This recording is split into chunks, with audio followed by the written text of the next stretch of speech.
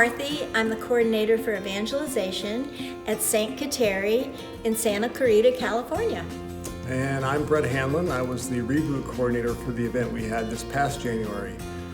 We had been looking forward to having a Reboot event for a few years to revitalize our parish where small groups weren't where they used to be.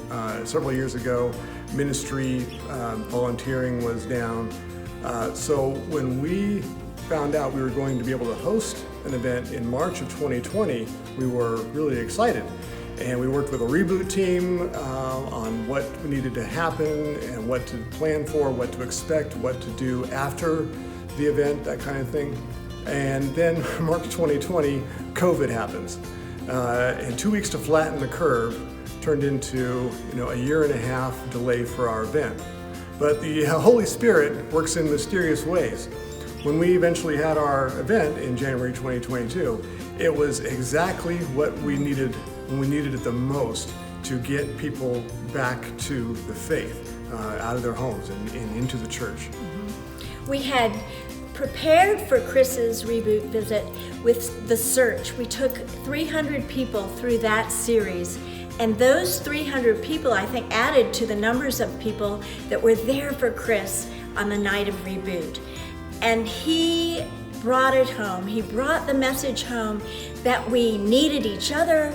We needed a personal relationship with Jesus.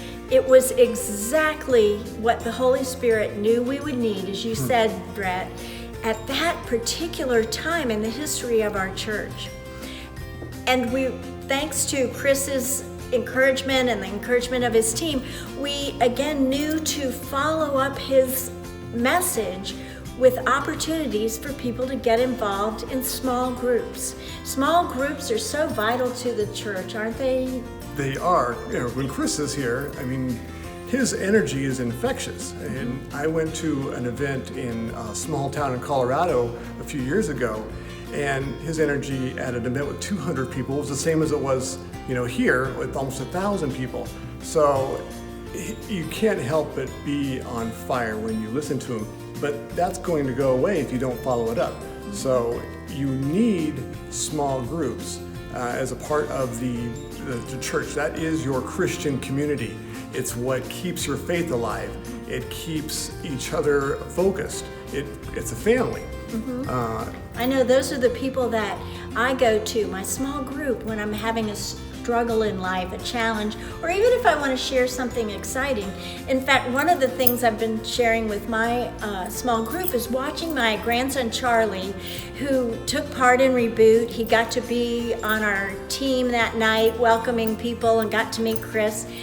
His journey has changed as a teenager.